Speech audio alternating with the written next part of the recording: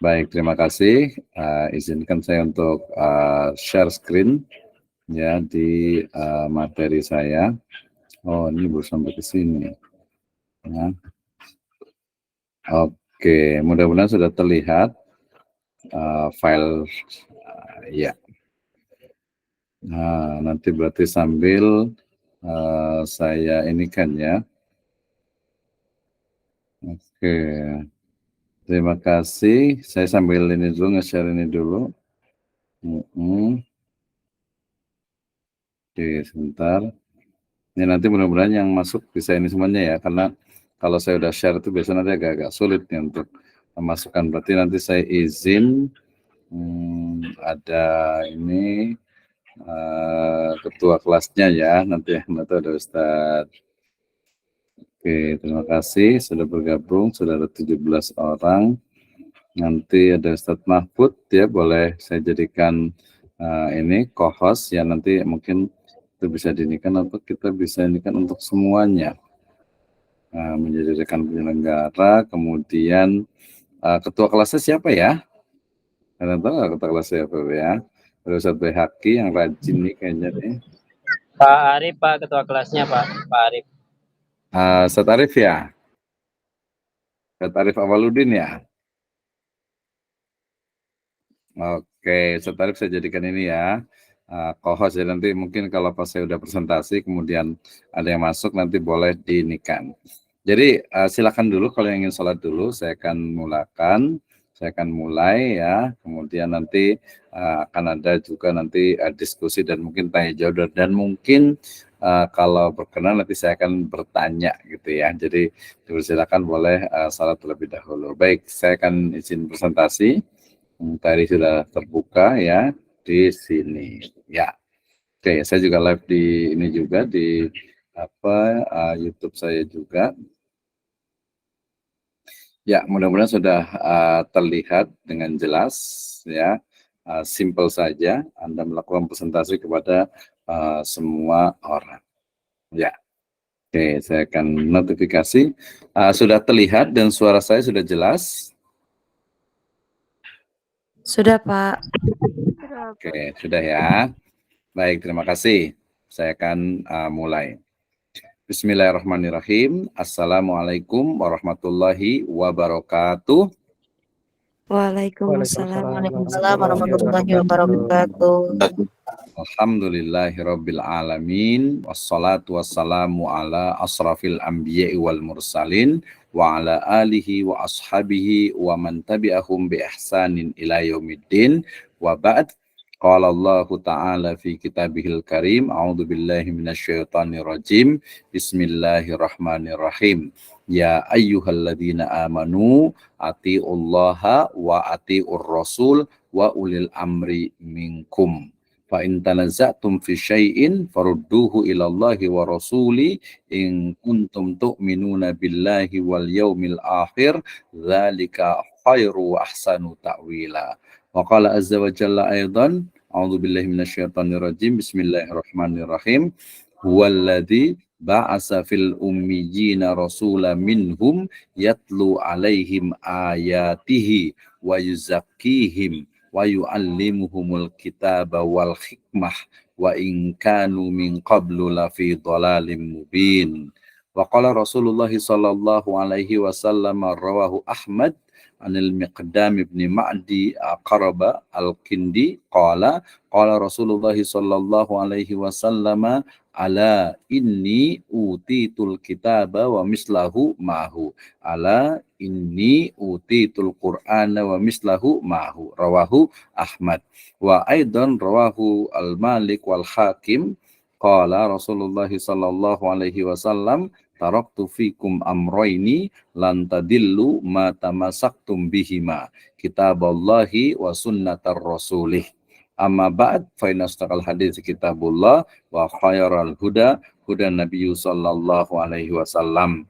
Awalan aqulu lakum jazakumullahu khairan ala fudurikum fi hadhihi qissah at-tayyibah wa fi hadhihi lailah wasalna ila qissah as-salisah wa insyaallah ta'ala fi hadhihi al-lailah al-mubarakah nurid an nabhas yata'allaq bi ilmul hadis at-tarbawi ma'i Abdurrahman Misno. Awalan yakni akhadtu min kalamillahi azza wa jalla fi suratin nisa wa aidan fi suratil jumu'ah. Wa qala Nabi sallallahu alaihi wasallam rawahu Ahmad wa aidan Malik wal Hakim. Wa awalan fil muqaddimah urid an nabhas yata'allaq bi kaifa sumuliyatul Islam khasatan fi suratul Maidah.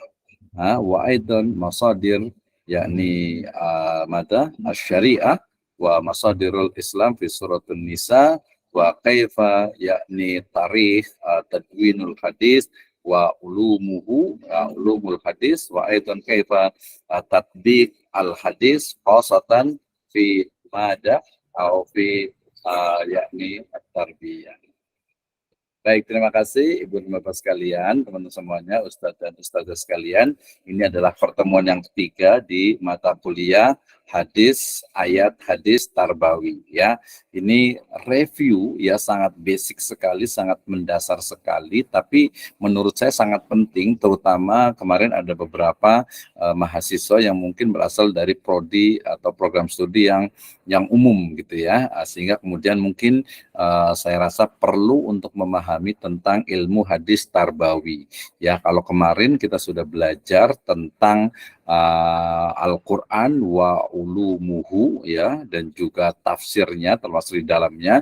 Jadi bagaimana kita membaca Al-Quran kemudian juga menafsirkannya ya, tentu saja kita dalam konteks masih membaca, menelaah dari tafsir yang sudah ada. Kita mungkin masih jauh nih untuk bisa menafsirkan, memahamkan. Tapi membaca dengan mungkin memahami secara parsial ya beberapa ayat mungkin juga bisa menjadi terkait kemarin dengan apa tafsir ilmi ya, spesifiknya adalah dalam hal ya tafsir tarbawi atau ayat tarbawi ya. Dan hari ini ya kita akan membahas bersama ya, sangat basic, sangat mendasar, tapi kita review lah, murojaah atau mungkin tadhkirah. Kenapa? Karena dikatakan bahwasanya tadhkirah itu atau peringatan itu fadzakir ya fa inna dzikra tanfaul mukminin ya, berilah peringatan karena peringatan ya, mereview kembali, mengingatkan kembali itu akan bermanfaat untuk kaum mukminin. Nah, nanti kalau ada beberapa hal yang mungkin bisa kita diskusikan, kita akan diskusi bersama ya, termasuk mungkin ya ini levelnya tadi sangat dasar, sangat basic. Nanti di level yang lebih tinggi ya, nanti saya akan mungkin banyak bertanya nih kepada mahasiswa khususnya yang ini levelnya sudah ustadz ataupun ustazah gitu ya. Jadi dari mulai dasar sampai mendalam terkait dengan bagaimana ilmu hadis tarbawi ya. Oke, Ibu Bapak sekalian, teman-teman semuanya mahasiswa di program studi Pendidikan Agama Islam, Magister Pendidikan Agama Islam. Tadi saya awali dengan firman Allah Subhanahu wa taala dalam surat An-Nisa ayat ke-59. Ini maknanya saya gunakan makna yang simpel saja, yang mudah gitu ya. Nanti kalau lebih mendalam mungkin nanti di level berikutnya. Ya, Allah Subhanahu wa taala berfirman ya dalam surat An-Nisa ayat ke-59, A'udzubillahi minasyaitonirrajim. Ya ayyuhalladzina amanu, wahai orang-orang yang beriman, atiullah ya, taatilah Allah Subhanahu wa taala, wa atiur rasul, dan taatlah kepada rasul, wa ulil amri minkum, dan juga ulil amri di antara kita semuanya. Fa in tanazatum fi syai'in, apabila terjadi beda pendapat atau ada perlainan pendapat, maka farudduhu ilallah ya, kembalikanlah kepada Allah, ai ila kitabillah, kepada Al-Quran, wa rasuli ya, kepada Rasul, ai atau kepada sunnatin nabawi, kepada hadis Nabi SAW, in kuntum tu'minuna billahi wal yaumil akhir, jika kalian semuanya ya beriman kepada Allah dan hari akhir, dzalika khairu wa ahsanu ta'wila ya, yang demikian itu lebih utama bagimu dan lebih baik akibatnya. Jadi An-Nisa 59 menjadi dasar bagi bagaimana ayat Al-Quran, kemudian hadis, nanti kias, ijma, dan seterusnya itu menjadi dasar sumber dalam syariat Islam atau di dalam Islam ya. Kemudian juga di surat Al-Jumu'ah nih yang sering kita dengar, yaitu firman Allah Subhanahu wa taala di ayat yang kedua, a'udzubillahi minasyaitonirrajim, huwallazi ba'asa fil ummiyina rasulan minhum yatlu alaihim ayati. Dialah yang telah mengutus, Allah Subhanahu wa taala yang telah mengutus fil ummiyin ya, seorang rasul dari atau kepada kaum yang ummi ya, yang buta huruf dari kalangan mereka sendiri ya. Ini tafsir terkait dengan ummi sangat banyak gitu ya, tapi kita mengambil yang secara jumhur saja ya. Yang apa tugasnya? Yatlu alaihim ayatihi ya, membacakan ayat-ayat Allah Subhanahu wa taala, wa yuzakkihim, kemudian menyucikan jiwa mereka, wa yu'allimuhumul kitab wal hikmah, dan mengajarkan kepada mereka al-kitab ya, kitab yaitu Al-Qur'an, wal hikmah. Hikmah ini juga banyak sekali maknanya, salah satunya adalah as-sunnah gitu ya. Meskipun min qablu lafi dhalalim wa in kanu min qablu lafi dhalalim mubin, meskipun sebenarnya mereka benar-benar dalam kesesatan yang nyata ya. Dari Al-Jumu'ah 2 ini berbicara tentang pertama yaitu alaihim ayatihi, kemudian yuzakihim, kemudian mengajarkan Alkitab dan juga Al-Hikmah, Al-Quran dan juga Al-Hikmah gitu ya, atau As-Sunnah dalam satu tafsirnya. Nah ini menjadi dasar bagi kita. Kemudian juga dari Nabi SAW terkait dengan Sunnatun Nabawiyah, ini riwayat bahwa ini ya, atau ala ini utitul kitaba wa mislahu ma'ahu ya, Rasul bersabda, sungguh telah diwahyukan kepadaku Alkitab yaitu Al-Quran dan yang mislahu, dan yang semisalnya. Ba'du ulama yaqul anna mislahu ma'hu ay as-sunnah awil hadis. Idan arafna al-hadis wa aidan al-khabar wa as-sunnah wa mal farq bainahum, insyaallah sanatahaddas hadal al-mawdu'. 6 ya. Kemudian di juga hadis riwayat Malik juga Al-Hakim dikatakan Nabi SAW bersabda juga, taraktu fikum amroini ya, aku telah tinggalkan padamu dua perkara ya, lan tadillu ma tamassaktum bihima, kamu tidak akan sesat selamanya, yaitu apa? Kitabullah wa sunnatur rasulih ya, kitabullah, kitab Allah Subhanahu wa taala, dan sunnah Rasul sallallahu alaihi wasallam. Maka merujuk kepada ayat dan juga hadis ini, maka sunnah atau hadis itu merupakan sebuah keniscayaan ya, sebagai sumber dalam syariah Islam ya.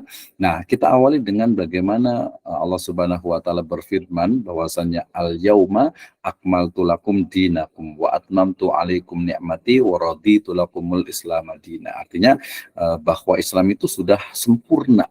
Ya, kesempurnaan Islam itu nampak dari al-yauma akmaltu lakum dinakum. Jelas sekali ya, wa raditu lakumul islam madina, dan menjadikan Islam itu sebagai din, sebagai agama. Nah, sebagai sebuah agama yang sempurna, tentu saja Islam itu memiliki sumber syariah, yaitu Al-Quran dan as-sunnah tadi itu ya, sehingga atiullah wa atiur rasul wa ulil amri minkum fa in tanazatum fi syai'in farudduhu ila Allah ay ilal Quran wa ila sunnatin nabawiyah ila rasul ila sunnatin nabawiyah. Jadi kita paham tuh ya, jadi sumbernya itu sudah jelas, itu yang qat'i ya. Kemudian nanti juga ada di sana ada qiyas gitu ya, kemudian ada juga ijma ya, kemudian juga ada maslahah, istislah, ada istihsan, ada lagi istishab, ada lagi syar'u man qablana, ada lagi qaulus sahabi, ada lagi misalnya al-ada muhakkamah ya, kemudian juga ada lagi saddu dzari'ah. Itu menjadi bagian dari adillatul ahkam atau adillatul syariah yang menjadikan syariah ini dia selaras dengan perkembangan fikuli zaman wal makan ya. Nah, ketika berbicara tentang hadis tentu saja ya tadi karena hari ini kita berbicara tentang ilmu hadis tarbawi. Jadi saya akan review terkait dengan pemahaman terhadap hadis itu sendiri, mulai dari ta'riful hadis wa tarikh tanmiyatul hadis, bagaimana perkembangan dari hadis itu sendiri agar bisa dipahami ya, kemudian juga proses dari tadwinul hadis ya, serta kitab-kitab hadis yang muncul di abad pertama, di asri Nabi, di asri sahabah, kemudian juga masa tabi'in, tabi'ut tabi'in, masa a'immatul madzahib dan seterusnya ya. Nah, kitab-kitab hadis tadi itu memuat apa yang disebut dengan ulumul hadis ya, baik yang klasik ataupun kontemporer ya. Yang kontemporer sekarang ini berkembang namanya kajian, bahkan sudah menjadi sebuah prodi namanya hadis science ya, hadis yang terkait dengan science ya. Nah, dari mukadimah ini awalan labudda alaina an nafham ma huwal hadis, yakni lughatan wa istilahan ya, wa al maudu yata'allaq bi ahamiyatul hadis wa aidan yani dawul hadis fil Islam wa al muhaddisun ya wa al kutubul hadis ya. Nah, awalan naqul ma huwal hadis lughatan. Arafna annal hadis yakni minal kalimat au bimakna fil lughatil arabiyyah al jadid wa tidduhu yakni mada al qadim ya. Jadi hadis secara bahasa ini sangat ini sekali ya, sangat ringan sekali, tapi nggak apa-apa lah ya untuk review. Mungkin bisa jadi nanti mungkin ada yang belum pernah mendengar, jadi agar tahu oh hadis itu secara bahasa ya itu adalah maknanya itu jadid atau baru, lawannya itu adalah qadim. Ya, hadis itu baru, makanya nanti ada kata-kata muhdas, sesuatu yang baru ya, lawannya tidduhu adalah al-qadim. Hadhihi kama qala Allah Ta'ala, sebagaimana firman dari Allah Subhanahu wa taala, a'udzubillahi minasyaitonir rajim, bismillahirrahmanirrahim, la tadri la'allallaha yuhditsu ba'da dzalika amra. Ya, kamu tidak mengetahui barangkali Allah mengadakan sesuatu itu, suatu hal atau sesudah itu suatu hal yang yuhditsu ba'da dzalika amr, suatu hal yang baru. Jadi ada kata haddasa yuhaddisu, atau di sini ada yuhditsu menggunakan fiil majhul ya. Jadi hadis itu secara bahasa artinya itu baru. Demikian juga rawahul Ahmad, ini yang sedikit agak kontroversi, tapi kita lepas dari inilah ya. Jadi wa iyyakum wa muhdatsatil umur ya, muhdatsat itu sesuatu yang baru. Saya tidak akan membahas ini banyak, ini silakan di masing-masingnya ya. Jadi pertama itu bicara tentang al hadis lughatan. Wasani al khabar. Ma huwal khabar ya? Hal ataka hadisu Musa. Dan al hadis yakni fi ta'rif asani bimana al-khobar. Ya, jadi hadis selain tadi maknanya itu jadid baru, juga maknanya itu adalah khobar, kabar atau kisah, sebagaimana Quran surat Toha ayat ke-9. Hal ataka hadisu Musa. Apakah telah sampai kepada kalian atau kepadamu ya, karena ataka kisah dari Musa atau Nabi Musa. Di situ ada hadis, artinya adalah apa? Artinya adalah kisah ya, cerita ya tentang Nabi Musa. Maka nanti dari hadis itu ada hadasana, telah menceritakan kepada kami. Nah, demikian juga ya dikatakan juga dalam Muhammad Al-Khatib dikatakan kullu ma usira anil nabi min qaulin aw fi'lin aw takrir aw sifatin khalqiyatin au khuluqiyatin. Ini apa yang disebut dengan hadis. Saya juga bisa menyebutnya dengan ma'udhifa ila Nabi sallallahu alaihi wasallam min qaulin au fi'lin au sifatin au takririn. Jadi yang namanya hadis itu adalah semua yang dinisbatkan kepada Nabi, baik itu perkataan, sabda beliau, perbuatan, ya kemudian juga sifat beliau, serta takrir, ya perbuatan sahabat yang didiamkan oleh Nabi Shallallahu Alaihi Wasallam, kholqiyatin au khuluqiyatin, baik yang sifatnya itu adalah keadaan beliau ataupun juga dari akhlak beliau. Apa akhlaknya? Karena khuluquhul Quran, akhlak beliau itu adalah Quran. Naam, nastamir. Ya, ini adalah pengertian dari hadis. Nah, yang kedua, ketika bicara tentang hadis, labudda alaina an nafham ahamiyatul hadis fil Islam. Ya, kama arafna fi suratul Najm, qala Allahu azza wa jalla, qala Allahu ta'ala, wa a'udzu billahi minasyaitonir rajim, bismillahirrahmanirrahim, wa ma yantiqu 'anil hawa in huwa illa wahyu yuha. Ya, dan tidaklah wa ma yantiqu 'anil hawa, dan tidaklah yang diucapkan oleh Nabi sallallahu alaihi wasallam itu adalah hawa nafsu, in huwa illa wahyu yuha, melainkan itu adalah wahyu yang disampaikan, yang diwahyukan kepada beliau dari Allah Subhanahu wa taala. Idan al hadis huwal wahyu, ya. Jadi hadis itu adalah wahyu Allah Subhanahu wa taala. So we will discuss about what difference between hadis and for example hadisul qudsi wal farq bainal Quran atau bainal ayah wal hadis. Nanti mungkin saya akan nanya-nanya, ya, boleh lah, ya. Oke, kemudian juga yang berikutnya adalah disuruh fungsi hadis terhadap Al-Quran. Arafna anna yakni Al-Quran yahtaj ilal hadis. Limadha li annal hadis awalan yakni bayan ayatul Quran atau bayan minal ayatil Quran wa aidan tahsis wa aidan masalan yakni mungkin hunaka al-hukmul jadid khas fil hadis. Jadi kita juga akan mengetahui tentang bagaimana sebenarnya fungsi dari hadis terhadap Al-Quran, ya, sebagai penjelas, sebagai mengkhususkan yang umum atau mengumumkan yang khusus, atau bisa juga dia misalnya itu menentukan atau menetapkan hukum tersendiri di dalam atau dari Al-Quran, ya. Nah, syurut minal hadis, ya, ini tentu saja yang menjadi dalam kajian ilmu mustalahul hadis, ya. Nah, ini ahamiyatul hadis, urgensi dari jadi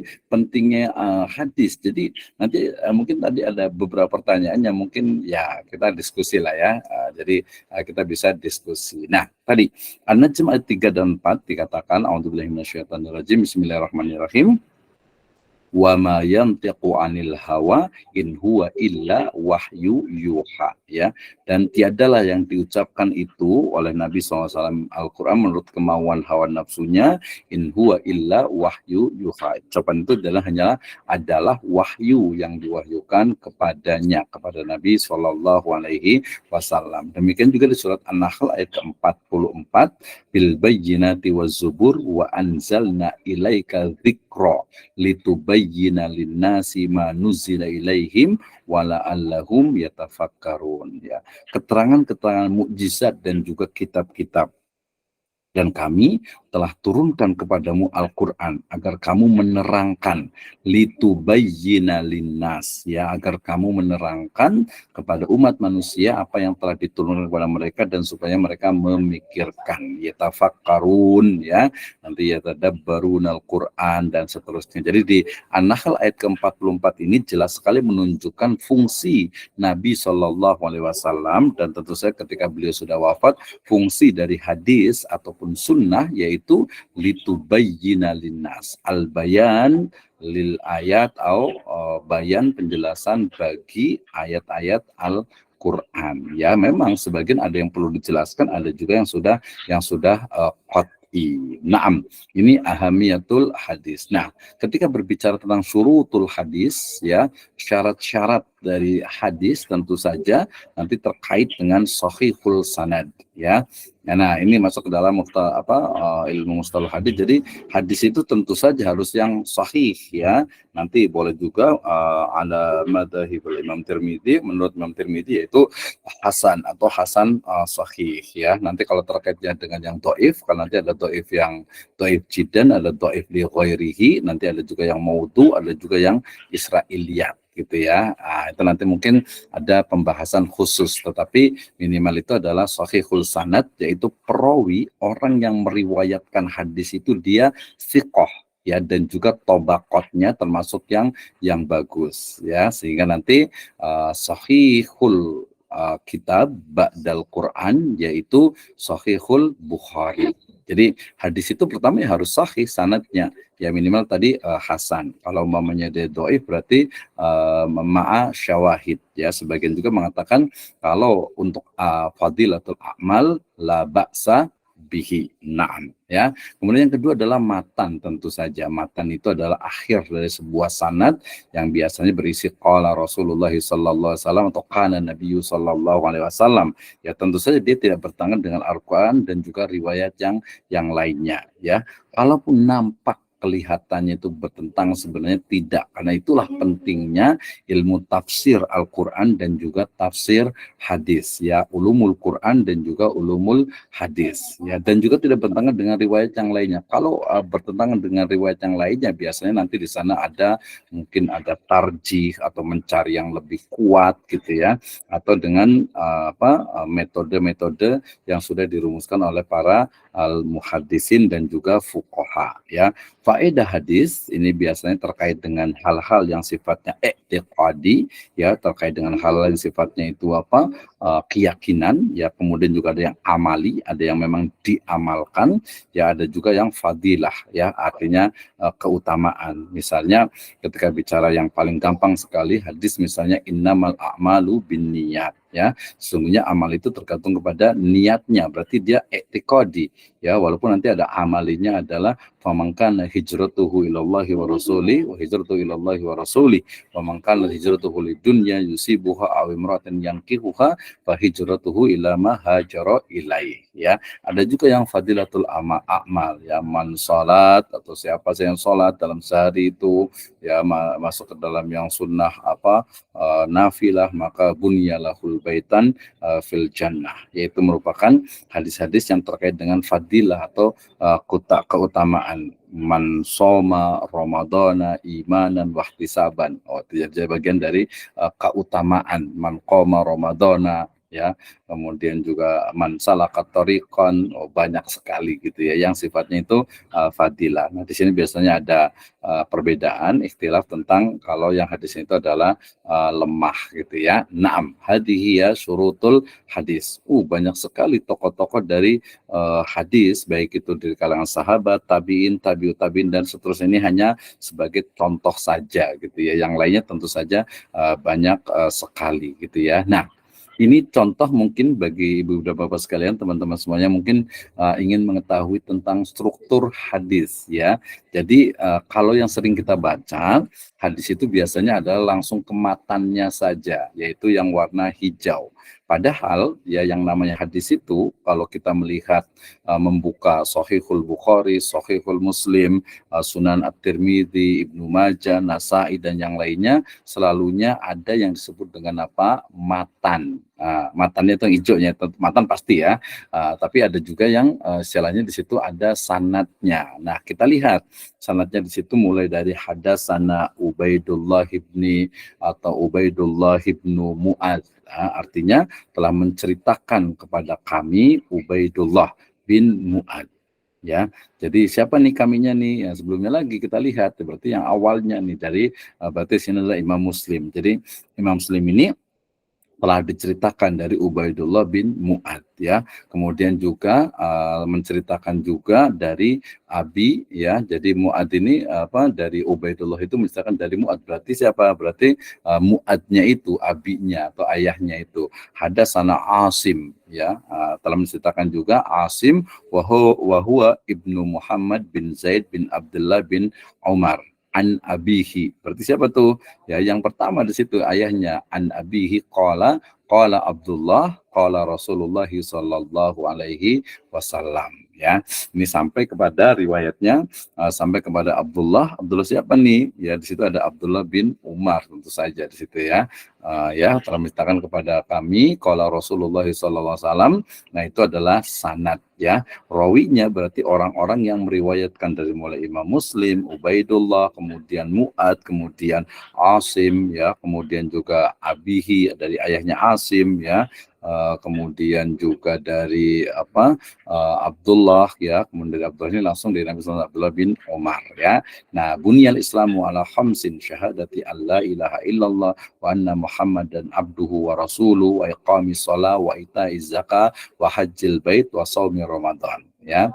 Nah, ini adalah matan dari sebuah hadis. Nah, jadi tahu ya. Jadi kalau yang kita baca sekarang ini biasanya langsung qala Rasulullah sallallahu alaihi wasallam. Rasul sallallahu alaihi wasallam bersabda. Nah, ini agar ya mengingatkan sedikit ya, oh ternyata luas sekali ini ulumul hadis, makanya menjadi satu program studi tersendiri ya. Jadi di program ketiga ini minimal tahu, oh saya pernah belajar hadis tarbawi, oh ternyata hadis itu strukturnya seperti itu bagi yang belum pernah belajar. Kalau yang sudah ya review sedikit aja ya biar mengingatkan kembali, dan I will ask you about the hadis science tentu saja ya. Oke, next. Ya, jadi tadi ada sanad adalah rangkaian perawi yang meriwayatkan hadis, kemudian matan itu adalah isi hadis ya, utamanya di situ adalah sabda Nabi Muhammad Shallallahu alaihi wasallam, kemudian juga muharrij artinya ahli hadis, orang yang menulis hadis tersebut ke dalam kitabnya ya. Nah, jadi tadi rangkaian-rangkaian untuk memahami ilmu hadis ya, atau memahami hadis itu disebut dengan ulumul hadis. Akhadtu min Imam Asy-Syuyuti, Imam Asy-Syuyuti rahimahullah yaqul ilmun ma huwa ilmul hadis atau mustalahul hadis, ilmun yubhasu fihi an kaifiyatil ittisalil hadis bi Rasulillahi min haitsu ahwali ruwatihi dobton ya wa adalatan wa min haitsu kaifiyatis sanadi ittisalan wan qita'an wa ghairi dzalik. Jadi ilmu hadis ya adalah ilmu pengetahuan yang membicarakan cara-cara persambungan hadis sampai kepada Rasul. Jadi sanadnya ini hadasana, rawaina, dan akhbarona dan seterusnya gitu dan yang lain sebagainya ya sampai Nabi SAW dari segi hal ikhwal para perawinya. Berarti nanti ilmu rijalul hadis ya.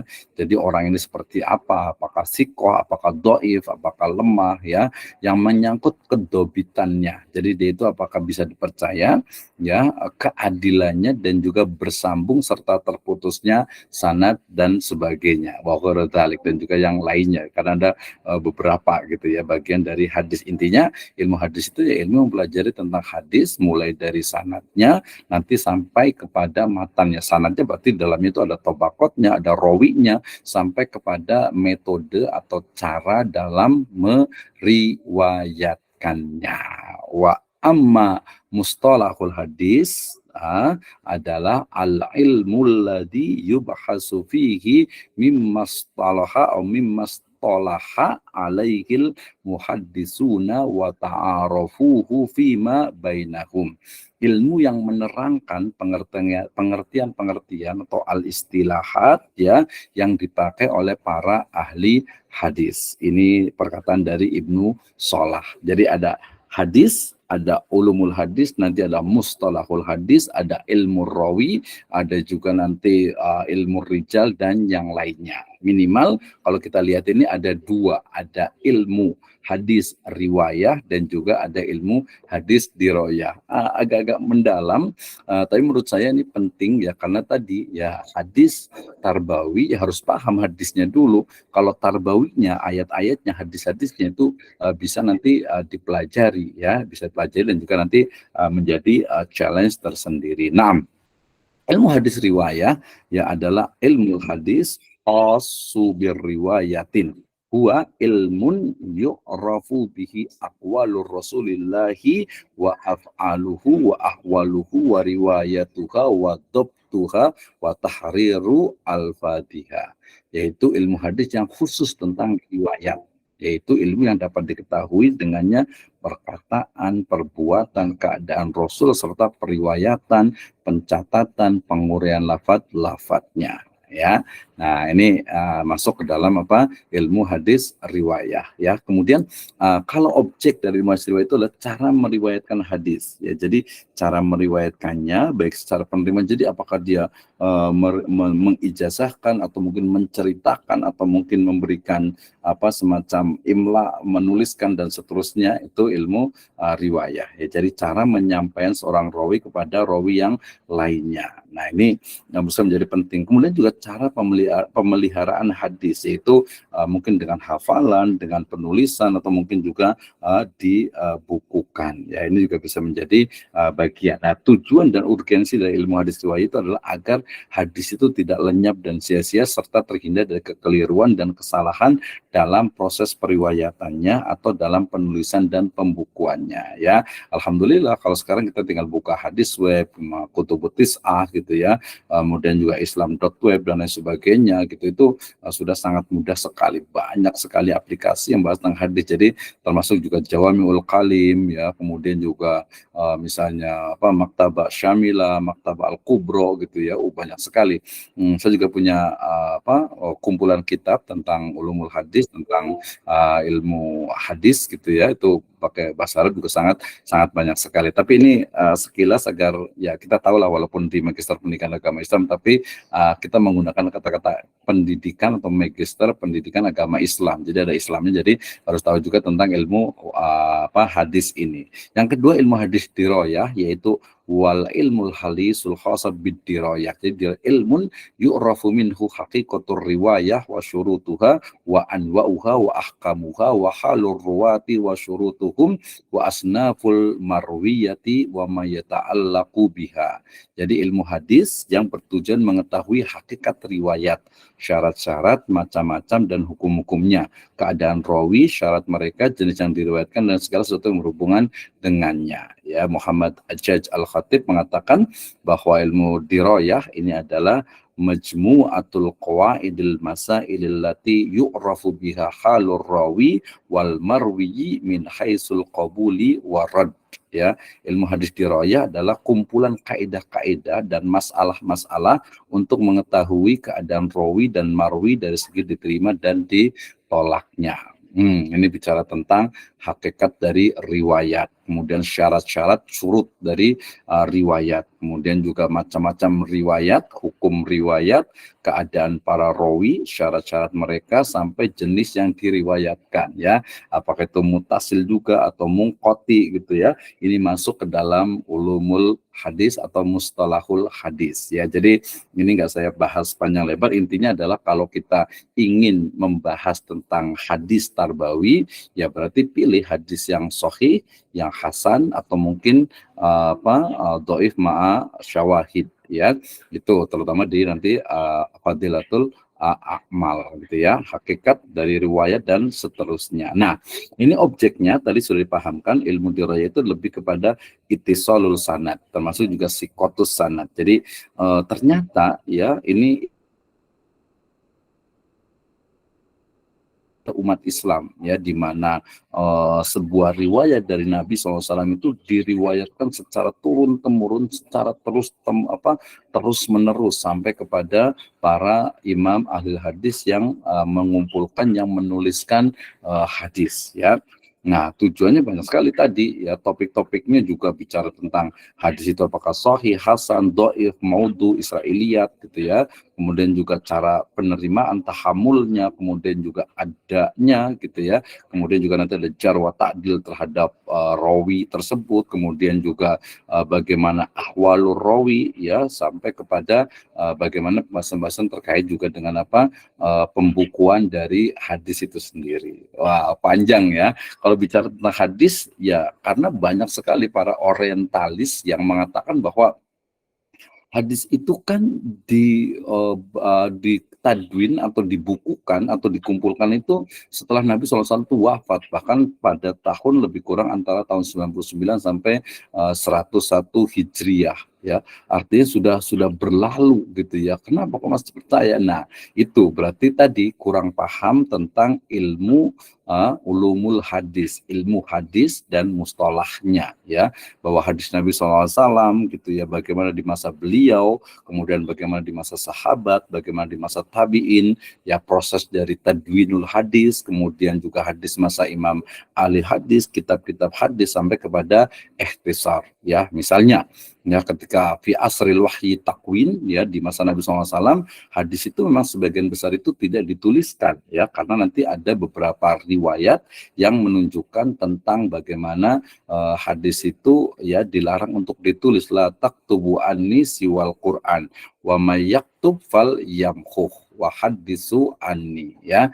Ini sebuah riwayat yang tentu saja nanti kemudian di akhir-akhir kehidupan beliau kemudian diperbolehkan atau adanya istisna dalam menuliskan, khususnya orang-orang yang memiliki hafalan yang kuat agar tidak tercampur dengan ayat Al-Qur'an, ya, karena dua-duanya menggunakan bahasa Arab, ya. Kita mengenal berarti ada Al-Qur'an, ada hadis qudsi, ada hadis nabawi.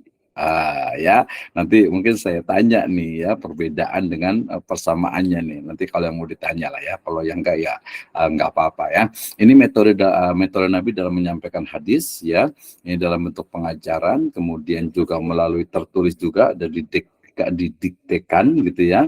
Nah, kemudian juga menyampaikan hadis dengan mempraktikkan langsung di depan para sahabat, misalnya ketika beliau berwudu ya, ketika beliau sholat misalnya solu kama ro'aitumuni usolli, kemudian ketika ketika melaksanakan ibadah haji khudhu anni manasikakum dan seterusnya ya, termasuk juga beliau memiliki majelis ilmu sebagai tempat pengajian beliau ya, kemudian juga beliau menyampaikan juga dan disampaikan kepada yang lainnya. Ya, nah ini kalau kita belajar hadis ya, artinya sebenarnya ketika kita belajar seluruh ilmu, kita akan menemukan banyak sekali hikmah ya.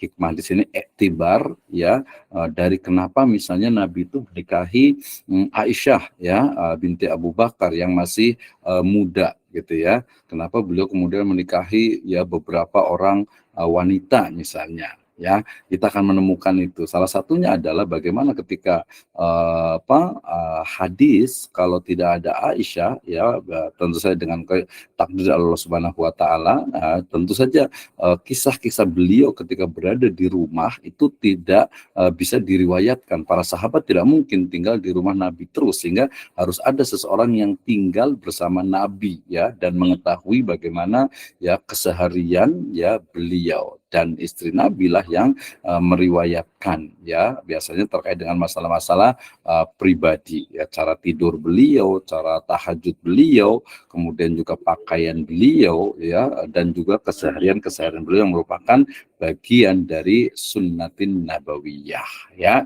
Oke, nah tadi juga ada juga dengan menggunakan ceramah atau pidato ketika beliau di Fathu Makkah, kemudian juga di Haji Wada, yaitu juga dalam bentuk ya lecturing lah ya, kalau zaman sekarang stadium general mungkin gitu ya. Nah, banyak sekali ulama-ulama yang meriwayatkan hadis sabiqunal awwalun, tentu saja adalah mereka Abu Bakar, Umar, Utsman, Ali, Ibnu Mas'ud radhiyallahu anhum dan yang lainnya sangat banyak sekali. Ini dari generasi sahabat. Nah, tadi yang saya sebutkan ini riwayatnya Muslim, tapi harus dipahamkan ya. An Abi Sa'id Al-Khudri anna Rasulullah sallallahu alaihi wasallam qala la taktubu anni, ini dalam riwayatnya ya, riwayat Muslim. Wa man kataba anni ghairal Qur'an fal yamhu wa haddisu anni wala haraj. Wa man kadzaba alayya qala hamam ahsabuhu qala muta'ammidan falyatabawa maq'adahu minan nar. Rawahul Muslim. Ya, jangan kalian menulis dariku yaitu hadis, barang siapa saja yang menulis dariku selain Al-Quran maka hendaklah dihapus, wahadisu, dan ceritakanlah dariku dan tidak berdosa. Maka waman kadzaba alayya muta'ammidan fal jazaohu jahannam ya, atau falyatabawa maq'adahu minan nar ya. Jadi siapa saja yang berdusta atas namaku ya, maka falyatabawa maq'adahu minan nar, maka hendaklah menyiapkan tempatnya di neraka. Ini biasa terkait dengan ini ya, disiplin ilmu hadis ya. Jadi kalau qala Rasulullah SAW ya betul memang Rasul bersabda, tapi kalau Rasul tidak bersabda ya jangan disebutkan ya, jangan sebutkan bahwa itu adalah sabda Rasul, karena terancam dengan hadis atau riwayat ini. Man kadzdzaba alayya muta'ammidan falyatabawwa maq'adahu minan nar. Rawahul Muslim ya. Nah, tadi itu kaitan dengan apa? La taktubu anni siwal Quran, dalam riwayat yang lainnya ya.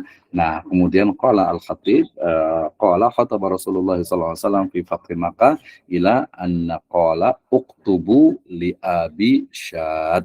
ya, li Abi Syah gitu ya. Ini menunjukkan bahwa di awalnya itu larangan untuk menuliskan hadis itu adalah karena terkait dengan apa, wahyu Al-Quran itu masih turun, sehingga jangan sampai di situ ada tercampur antara Al-Quran dengan hadis. Tapi ketika Fathu Makkah dan juga beberapa sahabat juga nanti disebutkan apa, fawalladzi nafsi biyadihi la yakhruju anni illal haq, ya dikatakan bahwasanya demi zat yang jiwaku berada dalam genggamannya, bahwasanya lah tidak keluar dariku la yakhruju anni illa haq, kecuali sebuah kebenaran. Itu kaitan dengan uktub, ya, perintah untuk menuliskan hadis Nabi Shallallahu Alaihi Wasallam. Sehingga ini perlu dipahami tentang bagaimana satu riwayat kemudian riwayat yang lainnya itu kadang menguatkan, kadang juga mengalami apa yang disebut dengan apa, ada bukan perubahan sih, tapi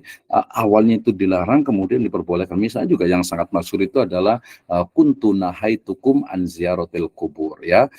Dulu saya Nabi SAW itu pernah melarang untuk ziarah kubur gitu, tapi kemudian fazuruha, maka berziarahlah. Jadi di situ awalnya nggak boleh, tapi kemudian menjadi sebuah syariat Islam. Jadi clear sekali, ya, sangat wadih, sangat jelas sekali, ya. Nah, ini beberapa sahabat Nabi yang faktanya adalah menuliskan hadis, ya, diantaranya adalah Jabir radhiyallahu anhu, ya, kemudian juga Zaid bin Arqam radhiyallahu anhu juga menuliskan, ya, yang diberikan kepada nanti Malik, ya, atau Anas bin Malik. Di abad kedua ada Imam Malik dan tentu saja Imam Syafi'i, ya, rahimahullah, dengan kitabnya Ar-Risalah, juga Al-Um itu adalah kumpulan. Kalau Imam Malik dengan kitab Al-Muwatta itu adalah kumpulan. Nanti kita tahu juga karakter dari masing-masing kutubul hadis. Ini penulis abad yang kedua. Ini tidak menutup ini, ada beberapa yang lainnya. Kemudian di abad ketiga ada Musnad Ahmad, ada kitab Sahihul Bukhari wal Muslim, kemudian juga At-Tirmidzi, kemudian Abu Daud, ya.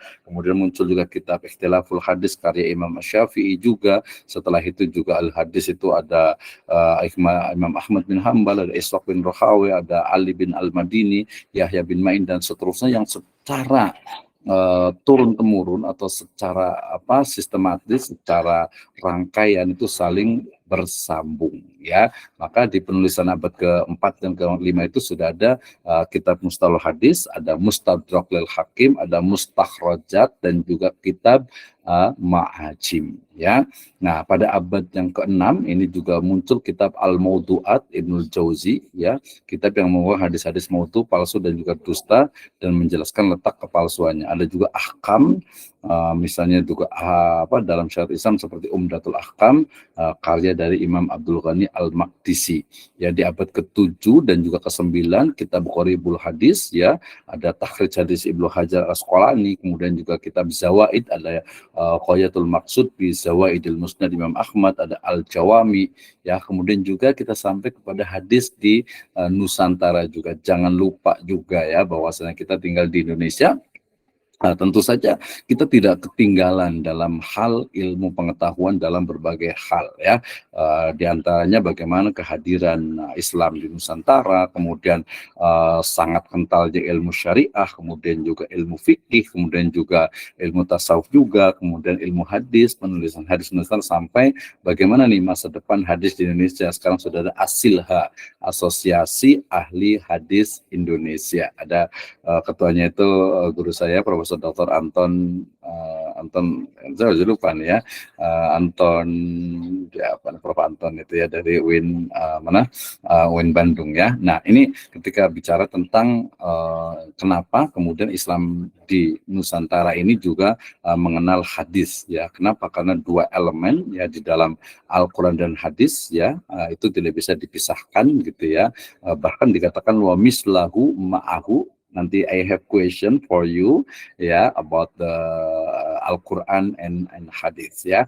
Kemudian juga kita pahami di abad ke-12 itu ada pedagang, ada dai, ada kaum sufi yang juga datang ke Nusantara. Kemudian di abad ke-13 itu muncul tokoh-tokoh ulama hadis, diantaranya ada Nuruddin Ar-Raniri, kemudian Abdurrahman As-Singkili, dan juga Al-Maqalsari, ya. Kemudian di Ar-Raniri misalnya menulis buku Hidayatul Habib Fitarghib wa Tarhib, gitu ya. Ini juga perpaduan hadis dan ayat Al-Qur'an. Kemudian Ad-Durrah As-Singkili juga menurut hadis tafsir Arba'in karya An-Nawawi dan juga Al-Mawaizul Badi'ah ya. Ini adalah kumpulan dari hadis qudsi. Kemudian syarah kitab Muslim karya An-Nawawi sebagai rujukan penting Muslim kitab fikih yang berjudul Mir'atut Tulab, ini As-Singkili ya. Ini tokoh-tokoh yang ada di Nusantara abad ke-17 ya. Kemudian juga tokoh pembaharuan dari corak tentu saja ya, dari pemenuhan dari kepada corak syariat dan juga berkembang juga ya. Selain itu juga banyak anak-anak Jawa seperti sekarang juga. Jadi ini abad ke-21 ya, menjelang 22 ini harusnya itu menjadi abad ataupun menjadi sebuah sejarah yang menurut saya itu harus dicatat ya. Sekarang banyak sekali anak-anak muda yang menetap di atau tinggal ya atau kuliah lah bahasa sekarang ya, memang kuliah ya, di Madinah, di Mekah, di Mesir, di Maroko, Maghrib ya, di Tunis ya, di Libya ya, ya di Eropa tentu saja, di Cina tentu saja, di Rusia tentu saja, di Aussie tentu saja.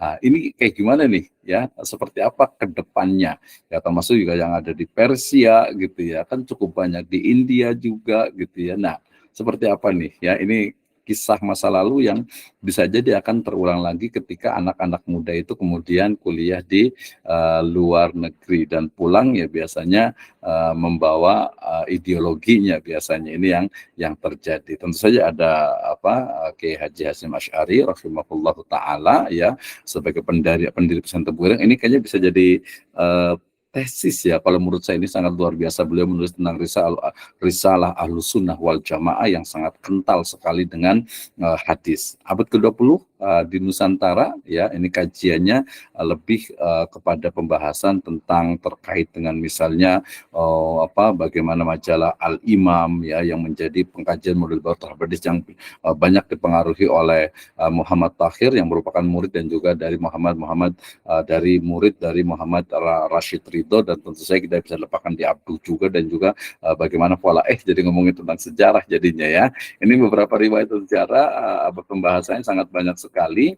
Nah, yang ingin saya sampaikan ini materi saya adalah terkait dengan bagaimana sebenarnya hadis sebagai ya kita sebut dengan masadirul ahkam atau masadirul syariah itu menjadi bagian yang menjadi pokok yang harus kita eksplor gitu ya, sehingga kemudian nantinya akan menghasilkan semacam temuan-temuan baru, ide-ide baru terkait dengan bagaimana tarbiyah ya, bagaimana pendidikan, utamanya pendidikan agama Islam itu bisa berkembang ya. Kita bisa menggunakan berbagai sumber, berbagai referensi, berbagai teori, tetapi basic pemahaman kita itu juga harus kokoh, harus juga kuat gitu ya, terkait dengan terkait dengan misalnya ya isu-isu kontemporer gitu ya. Misalnya kemarin ada yang bertanya tentang bagaimana nih kok di hadis dikatakan muru auladakum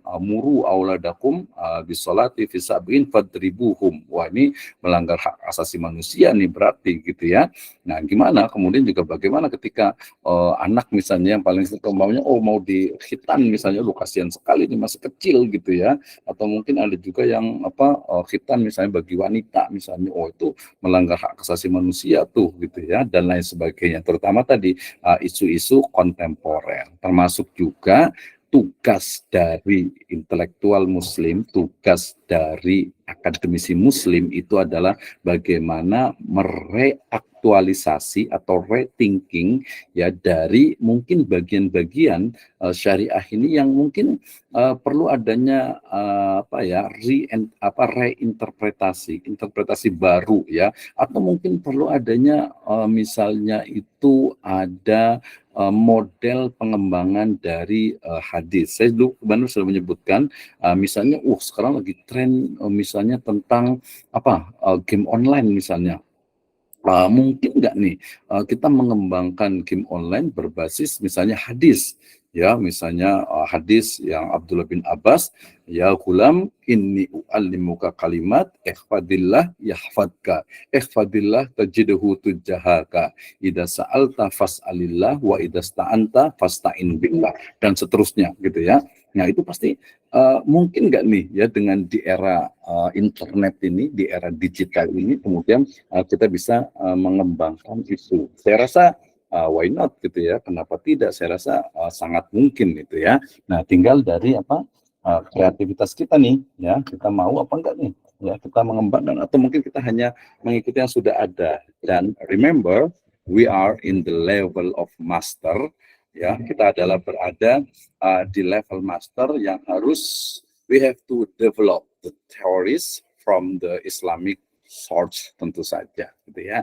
Jadi sebagai master itu bukan hanya mendeskripsikan, ingat ya, tetapi bagaimana kita tuh mengembangkan dari yang sudah ada ya, kemudian juga tanpa meninggalkan tradisi yang sudah ada, tetapi mengembangkan dalam konteks yang tentu saja lebih mengikuti ya, muncul orang Sunda mah ngigelan zaman gitu ya, mengikuti dari perkembangan zaman. Nah, okay, I have about 20 minutes and we can discuss about the hadith science and I give the time for all of you. Baik, terima kasih gitu ya. Nah, itu utama yang akan kita bahas atau yang sudah kita bahas bersama terkait dengan hadis. Kalau tidak ada yang bertanya, nanti saya akan yang bertanya. Silahkan raise hand and ask me or we can discuss about ada Ibu Rahmawati Fakhruddin. Tafadholi. Please, silahkan. Ya, Assalamualaikum Pak Dokter. Waalaikumsalam warahmatullahi wabarakatuh. Bapak Ibu, Pak Dokter, yang pertama tentu saja ini saya mengucapkan terima kasih, Masya Allah sekali untuk penjelasan Pak Dokter untuk malam ini kaitan ke hadis, kemudian ke urgensi, pengertian, struktur, pembagian sejarah dan juga yang lainnya. Itu untuk saya yang memang dari umum ini ya pencerahan gitu Pak Dokter. Nah, kaitan ke hari ini yang mohon izin bertanya terkait dengan yang tadi disampaikan di awal Pak Dokter yang kalau tidak salah Al-Quran surat An-Nisa ayat 59 kalau tidak salah. Iya, betul. Ya, atiullah wa atiur rasul wa ulil amri minkum. Nah, untuk ulil amrinya itu kalau konteks sekarang gitu ya, kalau ke tadi menyambung dengan likuli makan, likuli zaman gitu ya, sampai sebetulnya batasan untuk kan makna dari ulil amri kan banyak juga gitu yang memberi makna yang berbeda dan sampai dengan tahapan mana, sampai dengan batasan mana gitu untuk yang ulil amrinya.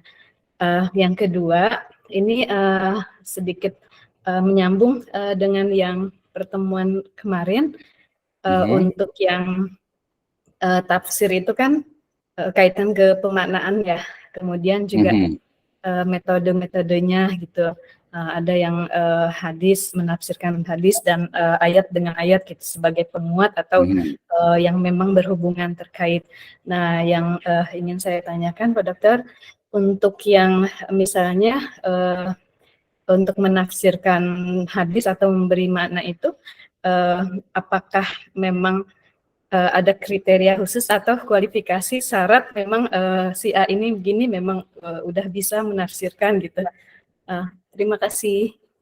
Oke, terima kasih Ibu Rahmawati ya, saya senang nih, artinya ya harus bertanya lima adali anna as-su'al nisful jawab wa fi riwayatin aw fi aqwal soal nisful ilm. Jadi bertanya itu separuh dari, sebenarnya udah paham sih, mungkin bisa ngetes juga gitu ya.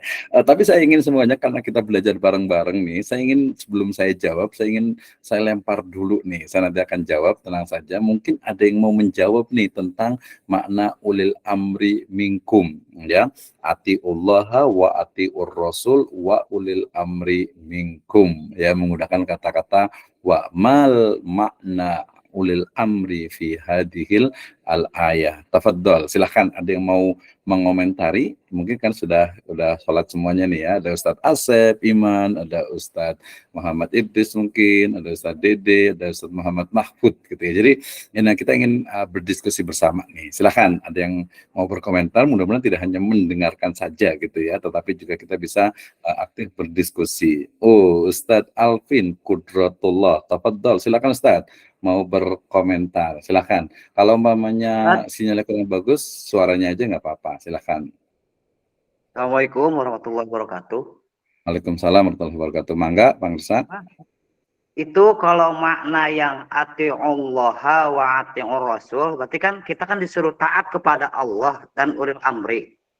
Kalau buat saat ini itu ulil amri apa ya? Oh, ini nanya ya, bukan jawab ya. Apakah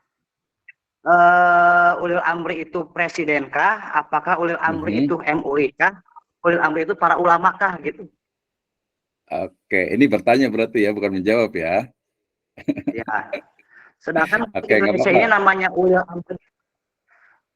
Kalau namanya ulil amri itu berarti seorang pemimpin yang diberi tanggung jawab penuh oleh Allah gitu Pak. Iya, betul. Oke, terima kasih Ustadz Alvin. Nah, jadi pertanyaan kurang lebih sama, berarti sudah ada 2 pertanyaan nih. Silahkan siapa yang mau menjawab dulu nih. Ya, kita kasih kesempatan ulil amri minkum. Memang ini agak sedikit sensitif dan juga interpretasinya tuh cukup panjang ya, terutama dalam konteks ini ya, siasah atau daulah pemerintahan gitu ya. Jadi konteksnya adalah apakah ya konteksnya itu ulil amri itu adalah pemerintah saat ini gitu ya, terutama dalam konteks Indonesia, atau seperti apa nih? Satu lagi nih, siapa yang mau ngasih komentar nih? Silahkan yang mau ngasih komentar, karena ini temanya agak-agak sensitif gitu ya. Kalau saya sih lebih melihat kepada pertama dari sisi historikal ya, kronologinya. Jadi saya lebih senang, kebetulan saya juga peminat sejarah gitu ya. Jadi kita perlu pahamkan dulu tentang konteks daripada makna ulil amri yang bil maksur dan juga yang kemarin bil ilmi. Mungkin kalau Pak Besokor kemarin menambah dengan bil isyari, itu masuk ke dalam bil ilmi ya, atau bil maksur, bil ra'yi di situ ya. Oke, ada yang mau menjawab? Ya, kalau tidak ada ya saya jawab dulu karena waktunya ini agak terbatas. Mungkin nanti ada yang mau bertanya lagi, nggak apa-apa. Tapi saya ingin semuanya bisa aktif. Oke, jadi pertama ketika berbicara ma huwal ulul amri ya fi hadhil ayah fi suratin nisa ya, ba'dul mufassirin yaqul anna ulul amri yakni minal ulama wa zu'ama ya. Jadi makna secara bil maksur yang dipahami oleh mufassirin bahwa ulil amri itu adalah ulama dan juga zu'ama. Artinya di situ ada ulama, ada alim dalam agama, dan juga sebagai zu'ama atau sebagai penguasa. Nah, ketika berbicara tentang ulama dan penguasa, tentu saja konteks sejarah kita akan menemukan pada masa lalu itu ya, terutama kita berangkat dari Nabi SAW sebagai dalam tanda petik ulama gitu ya, walaupun nanti perlu dijelaskan nih, ulama dan juga zu'ama ya, beliau adalah ya tentu saja Nabi dan Rasul, tetapi sekaligus sebagai pemimpin agama gitu ya, pemimpin agama sekaligus sebagai pemimpin negara. Nah, kemudian juga ya pada masa Abu Bakar, kepada masa Umar, Utsman, Ali gitu ya, termasuk juga Umar bin Abdul Aziz, kemudian juga Khalifah Harun ar-Rasyid ya, kemudian juga mungkin ada Abdurrahman ad-Dakhil sampai kepada Muhammad Fatih, itu rata-rata sebagian besar dari mereka itu adalah yang ulama dan juga zu'ama, ulama dan juga penguasa. Maka kita tidak ada masalah nih ketika membahas bahwa ulil amri itu adalah seorang ulama yang juga penguasa, seorang penguasa yang juga ulama. Tetapi kemudian dengan berjalannya waktu, ya munculnya mungkin di Eropa itu ada yang trias politika. Kalau dalam konteks Islam itu tidak adanya nobody perfect ya, kullu bani adam khotoun, sehingga kemudian terpisahlah antara ada penguasa dan juga ada ulama ya.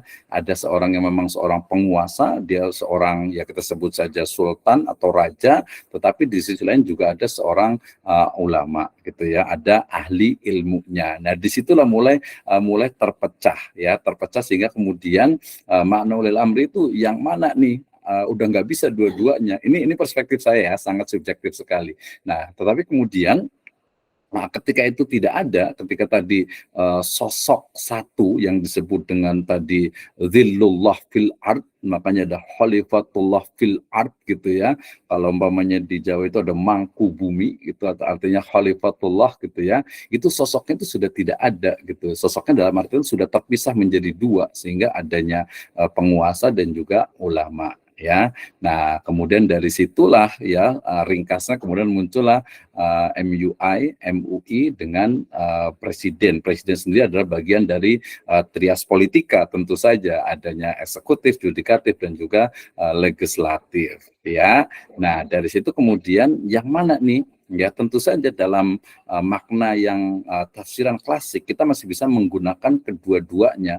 Artinya kita berarti taat kepada ulama ya, dalam hal ini berarti Majelis Ulama Indonesia, DSN MUI kalau di bidang ekonominya, kemudian juga mungkin tokoh-tokoh dari masing-masing organisasi di NU, di Muhammadiyah, di Persis, di PWI dan sebagainya.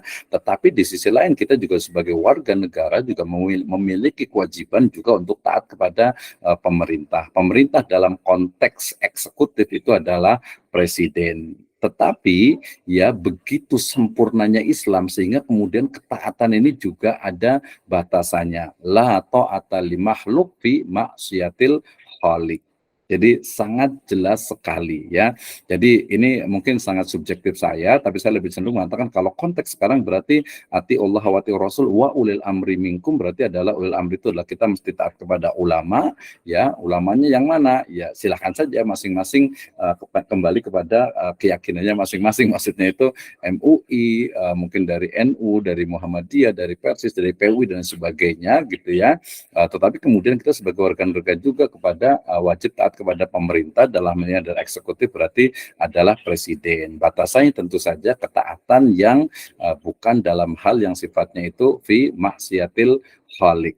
Nah, itu masih global ya. Rincinya tentu saja saya lebih cenderung mengatakan tetap ya ketaatan dalam hal yang tadi yang ma'ruf, kemudian memang ketika kita diberikan kebebasan untuk beribadah ya wajib ya, kita itu wajib taat kepada pemerintah, membayar pajak, ikut aturan-aturannya dan lain sebagainya. Walaupun dalam konteks demokrasi ya, kita juga memiliki hak untuk mengemukakan pendapat.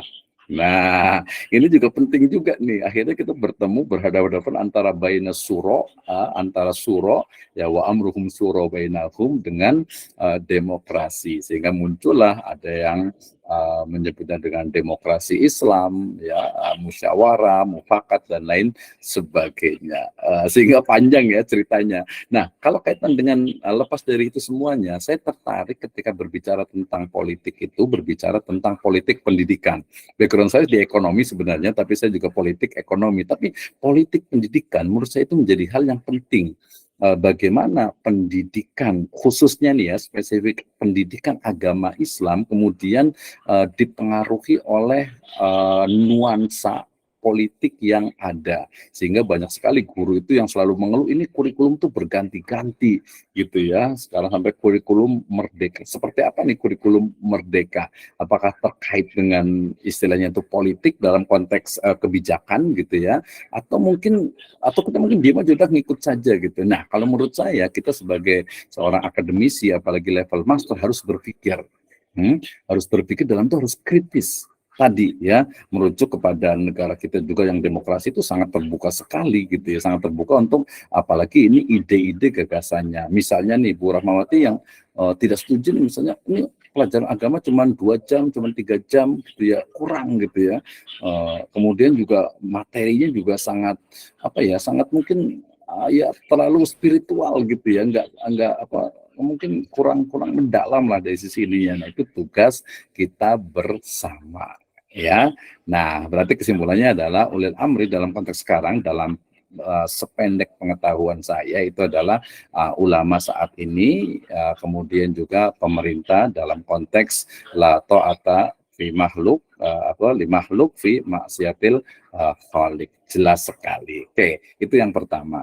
Yang kedua terkait dengan surut, ya, syarat-syarat dari seseorang itu menjadi seorang mufassir ataupun juga ahli hadis. Tentu saja ya, dalam konteks yang ideal, ya, tentu saja ini memiliki ya banyak syarat, ya, sama juga dengan mujtahid. Makanya sebagian mengatakan ya udah nggak ada lagi tuh mujtahid sekarang ini. Paling yang ada mujtahid fil ilmi atau mujtahid yang sifatnya itu dia partikular. Oke, kembali ke syarat dari mufassir, jelas ada, ya. Mulai dari yang pertama, tidak mungkin dia menjadi mufassir kalau tidak paham bahasa Arab. Itu yang pertama. Ini kita ngomongin tafsir dulu, ya. Sama juga dia tidak bisa menjelaskan hadis kalau dia tidak memahami bahasa Arab sebagai alat utama dalam memahami teks, ya. Nah, kemudian dia juga harus memahami asbabun nuzul kalau Al-Qur'an, asbabul wurud dalam hadisnya. Ya, kemudian tadi dari sisi bahasa Arab sendiri dia betul menguasai cabang-cabang dari ilmu bahasa Arab itu sendiri, ya, mulai dari nahunya, sorofnya, balaghahnya, mantiknya, ya, kemudian siyak dari kalimatnya, itu dia harus pahami sehingga ya tidak sembarangan. Misalnya dalam ayat dikatakan alladzina bukan alladzina amanu, ya, kita kan misalnya di surat Al-Ahzab misalnya, di surat Al-Ahzab, ya, ayat ke-58, ya, atau mungkin juga di surat Az-Zumar juga ada dikatakan itu alladzina, atau mungkin dikatakan juga orang-orang alladzina amanu wa lam yalbisu imanahum bidzulmin ulaika lahumul amnu wa hum muhtadun, itu surat Al-An'am, ya. Kemudian juga di surat Al-Ahzab terkait dengan orang-orang yang alladzina yu'dzunal mu'minina wal mu'minatin bi ghairi maqtasabu faqad ihtamalu buhtanan wa ismam mubina. Nah, ada kata-kata isma mubina, yu'dzunal mu'minina wal mu'minati bi ghairi maqtasabu, ya. Sementara nanti kalau di surat Az-Zumar dikatakan wasiqal ladzina amanu ilal jannati zumara hatta idza jaa futihat abwabuha wa qala lahum salamun alaikum tibtum fadkhuluha dakhilin. Jadi kata-kata tibtum, ya, mereka itu baik hatinya, baik amalnya. Nah, tibtum itu seperti apa? Oh, dipanjang lebarkan. Ya, misalnya juga nanti dalam surat tadi di Al-Ahzab 59, ya ayyuhalladzina amanu qul li azwajika wa banatika wan nisa'il mu'minin yudnina 'alaihinna min jalabibihin. Nah, itu juga perlu dijelaskan. Di surat An-Nur ayat 31 juga misalnya dikatakan wa qul lil mu'minati yuqdidna min absarihin wa yakhfatna furujahun wa dikatakan itu wal yubdi zinatahunna illa ma dhahara minha. Ada kata-kata ma dhahara minha. Kemudian juga dikatakan juga ila atau ala jujubihin. Jadi banyak sekali ayat-ayat Al-Qur'an itu perlu dipahami, yang harus mau tidak mau harus menguasai bahasa Arab, ya. Jadi bahasa Arab harus dipahami dari berbagai segi keilmuan bahasa itu sendiri. Kemudian tadi dari sisi juga tarikhnya juga perlu dipahami, bagaimana konteks, ya, pada masa lalu kaitannya dengan teks yang ada tadi, asbabun nuzul dengan asbabul wurud, kemudian juga bagaimana termasuk juga keilmuan juga, ya. Jadi keilmuan yang menjadi spesifikasi, misalnya Ibu bidang ilmu pendidikan misalnya, nanti kita cari tuh ayat Al-Quran dan juga hadis yang terkait dengan pendidikan secara spesifik. Nanti kayaknya Bu Rahmawati siap nih kita kasih challenge, ya. Mudah-mudahan tidak memberatkan, karena tadi amanah dari Pak Ketua adalah jangan dibikin sulit belajar itu. Tapi kalau memang yang mau, why not, ya, kita kasih challenge, terutama nanti saya kirimkan juga kumpulan dari ayat dan ayat-ayat Al-Quran tentang pendidikan. Di internet sangat banyak sekali, ya, tinggal cara memahaminya. Nah, kita udah tahu berarti kalau kita ingin menafsirkan, tadi syaratnya udah jelas ya, minimal bahasa Arab, kemudian tahu tarikhnya, tahu asbabul wurudnya, tahu asbabun nuzulnya, kemudian kalau ditafsir berarti mengetahui juga nanti dari mulai Makkiyah, Madaniyahnya, kemudian juga ada nasikh mansukhnya, dan seterusnya yang ada nanti tinggal baca di Ulumul Quran. Ya, jadi dia seorang mufassir itu harus paham tentang ulumul Quran, ilmu-ilmu yang ada di Al-Quran untuk memahaminya. Ya, tidak tertutup sama sekali, tetapi juga ada syarat idealnya. Tapi karena kita arahnya di master, ya diharapkan minimal tuh bisa menjelaskan ayat, kemudian tapi ada unsur pengembangannya juga, developmentnya. Jadi jangan sampai juga hanya kayak satu, cuman deskripsi doang gitu ya. Tadi ya bunayya la tusyrik billah inna syirka la dzulmun adzim. Ya, makna syirik seolah di situ hanya itu saja, padahal mungkin lebih luas lagi ya, dan yang lainnya gitu ya. Jadi ada deskripsinya, tetapi lebih penting itu adalah pengembangan dari ayat dan hadis tersebut ya, sangat mungkin sekali. Oke, ya itu dua pertanyaan. Nah, mudah-mudahan nanti bisa nih dikembangkan, dan mulai pertemuan besok insya Allah saya akan bahas satu demi satu ayat dan hadis terkait dengan pendidikan. Bagi yang ingin diberikan challenge ya, dipersilahkan. Nanti ketua kelasnya tadi Pak siapa ketua kelasnya ya? Ketua kelasnya tadi Ustadz siapa? Pak Arif, Pak. Oke. Ya, Terima kasih ya Ustadz. Pak Dokter untuk pencerahannya. Gantian boleh saya tanya semoga tidak terlalu ini ya challenge-nya. Challenge enggak boleh, terlalu cuma kecil. jangan Ini terlalu kalau yang sulit. mau saja kok. Ya, Kita makasih, gantian nih. Dokter. Sebelum itu saya mau tanya nih sedikit nih, boleh jawab ya? Gampang saja. Coba saya mau tanya, nggak apa-apa. Ini kan yang kelihatan berarti kalau open kamera berarti kan niat belajar. Yang lain juga niat. Saya mau hilang dulu nih, Pak. Coba. Jadi contekan. Saya mau tanya aja sedikit aja. Jadi apa bedanya antara Al-Quran, hadis qudsi dan hadis nabawi? Perbedaan dan persamaannya. Dalam 1 menit aja dijawab. Mungkin atau kalau biasanya kalau ini saya suruh buka ChatGPT, saya buka Bard ya, atau mungkin buka juga Bing gitu ya. Tapi kalau menurut saya sih boleh dijawab. Atau mungkin yang lain bisa jawab. Alvin mungkin boleh jawab juga. Oke, coba silakan. Bu Rahmati, apa bedanya Al-Quran, hadis qudsi dan hadis nabawi? Silakan. Apa ya? Kayak susah nanti enggak? Kalau saya ngeri. Kalau spesifiknya. Oke, kayaknya nggak usah deh. Kita batalkan aja. Tadi ada yang angkat tangan. Saya dari Ustaz Dede Firdaus. Wah, tafadhol. Kita mohon maaf nih nanti nggak deh. Ustaz Dede Firdaus, silakan. Izin menjawab ya, Pak Dokter. Ya, silakan. Langsung penjelasan singkatnya saja ya, berdasarkan pemahaman saya. Mohon diluruskan kalau masih ada yang salahnya. Ya. Ini perbedaan Al-Quran, hadis nabawi dan hadis qudsi ya.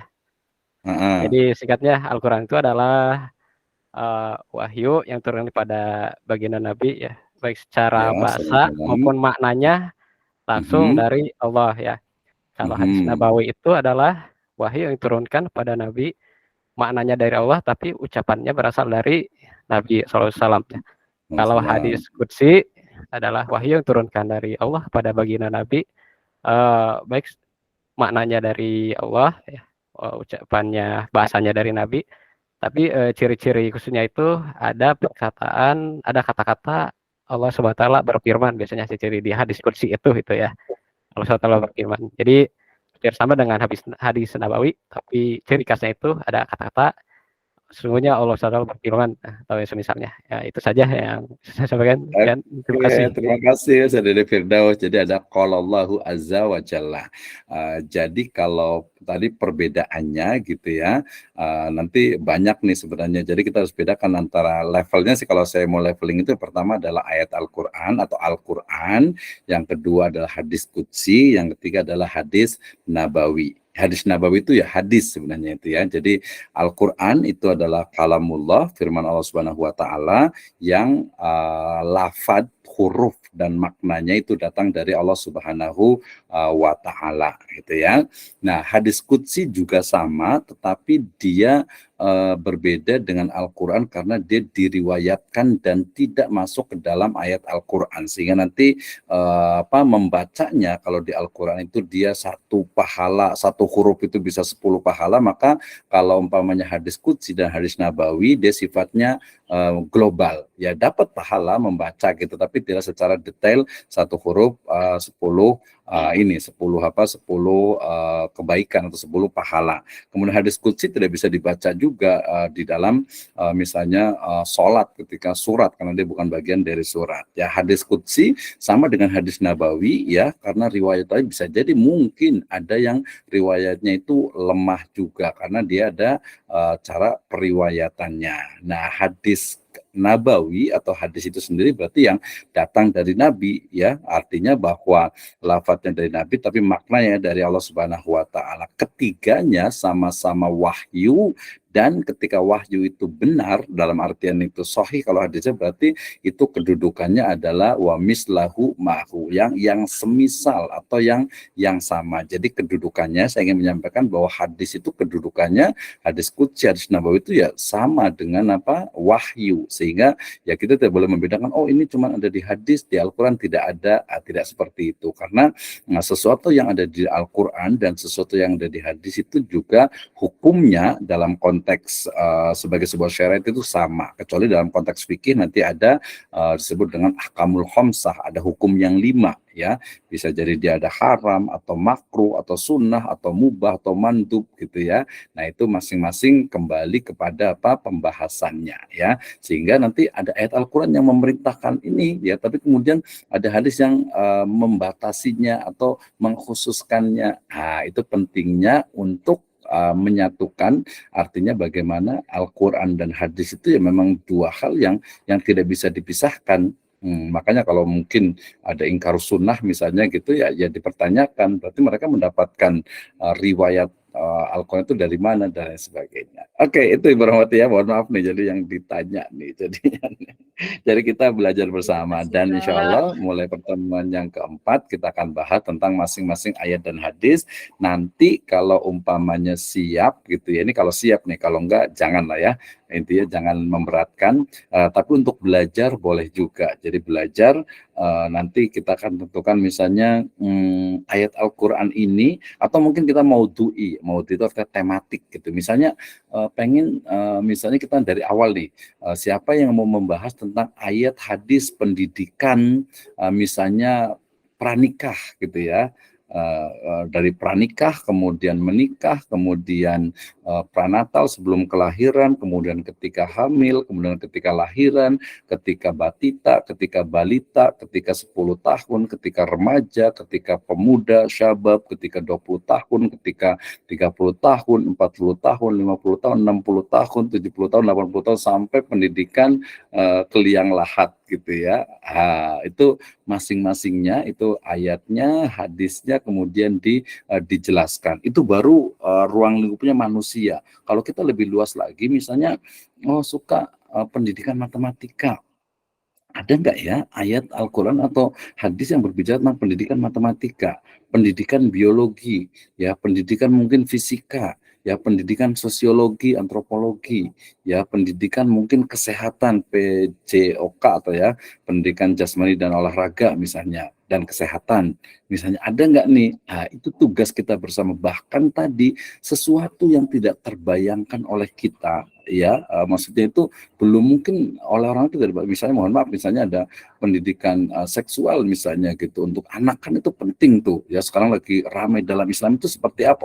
Ada jelas gitu ya, tentang harus memisahkan antara anak laki-laki dan perempuan dalam tidurnya gitu ya, kemudian tidak boleh tidur dalam satu selimut gitu ya, dan yang lainnya banyak banyak sekali, termasuk pendidikan khusus untuk anak perempuan gitu ya. Nah, anak laki-laki juga sama juga. Nah, itu akan dibahas. Jadi tidak terjebak kepada manusianya saja, tetapi dalam berbagai hal. Terutama kemarin ada satu Bu Yeni kemarin ya mau meneliti tentang bagaimana model pendidikan karakter misalnya religius gitu ya. Kayak gimana sih pendidikan, mungkin dari pendidikan akidah, pendidikan akhlak ya, pendidikan misalnya etika dan sebagainya, banyak sekali. Jadi itu ya sudah 831 ya. Intinya adalah mudah-mudahan nanti diberikan semangat untuk belajar ya, sehingga nanti kita bisa untuk meneruskan pembelajaran ini. Kita ada challenge-challenge yang mungkin kita bisa lakukan sehingga nantinya itu bisa menambah. Ingat, kalau dalam teori pendidikan ya, dalam teori kurikulum, dalam teori pembelajaran lebih spesifik, kita mengenal ada namanya learning experience ya. Nah, ini orang pendidikan nih. Jadi learning experience itu adalah pengalaman belajar. Ya, jadi pengalaman belajar hari ini dengan saya misalnya, malam-malam ini tadi sholatnya ada yang tertunda gitu ya. Mungkin ibu-ibunya ini anaknya sudah mau tidur gitu ya, terpaksa dihidupkan dulu, keluarganya sudah makan malam atau belum gitu ya. Itu adalah pengalaman belajar. Ya, tapi bukan cuma itu, pengalaman belajar itu makanya dalam kuliah itu ada biasanya itu challenge, menyebutnya itu ada misalnya suruh ini ada dosen lain ya kayaknya ya. Kalau saya nggak usah lah, katanya agak-agak berat gitu ya, tapi pengalaman aja. Jadi learning experience itu misalnya membuat jurnal kayak gimana ya, ada learning experience-nya ya. Insya Allah dosen itu tidak memaksa, artinya ya udah coba aja gitu ya. Atau mungkin nanti kita akan buat juga semacam webinar online and the speaker all of you ya. Anda semuanya satu atau dua orang gantian menjadi speaker, itu untuk melatih ya speaking.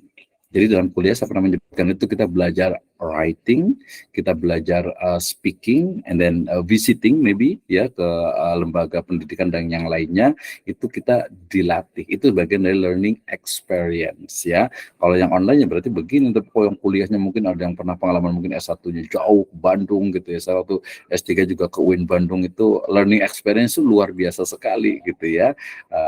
Itu menjadi hal yang juga sebenarnya menjadi tuntutan dalam proses belajar, sehingga ada kesan ya, ada pengalaman belajar.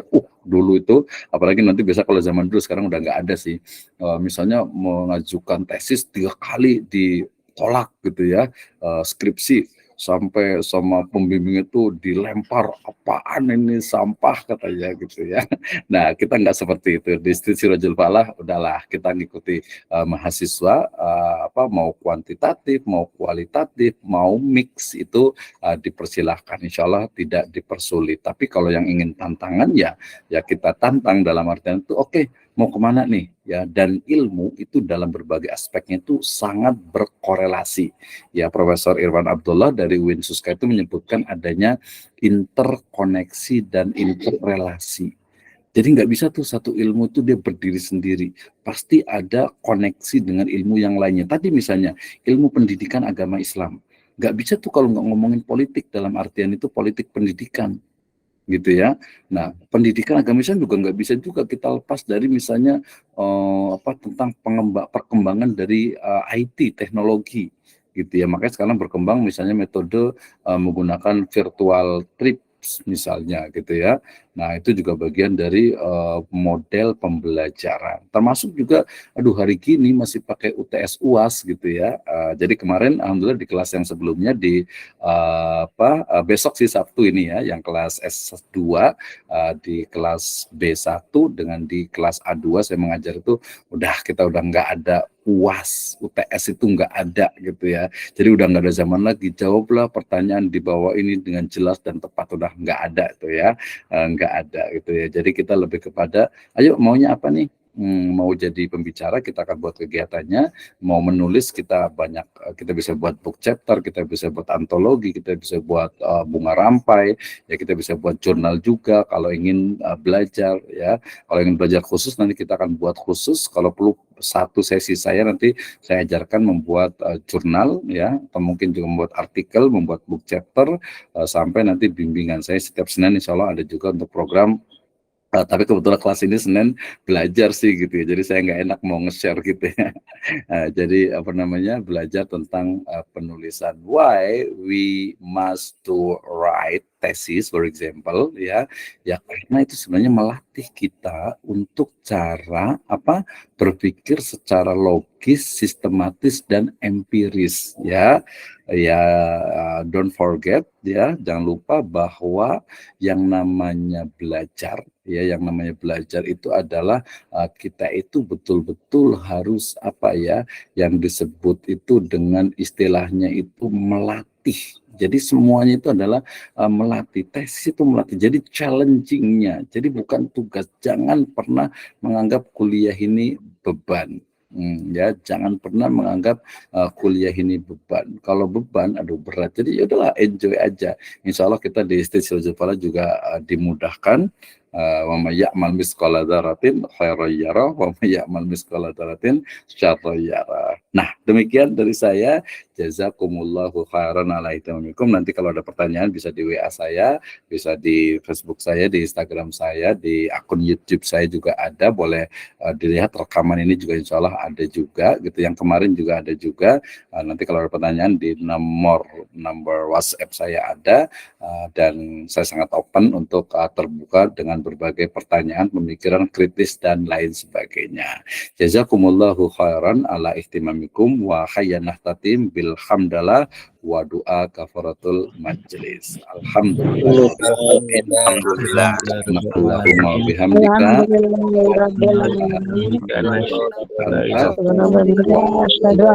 Baik. Wassalamualaikum warahmatullahi wabarakatuh. Waalaikumsalam.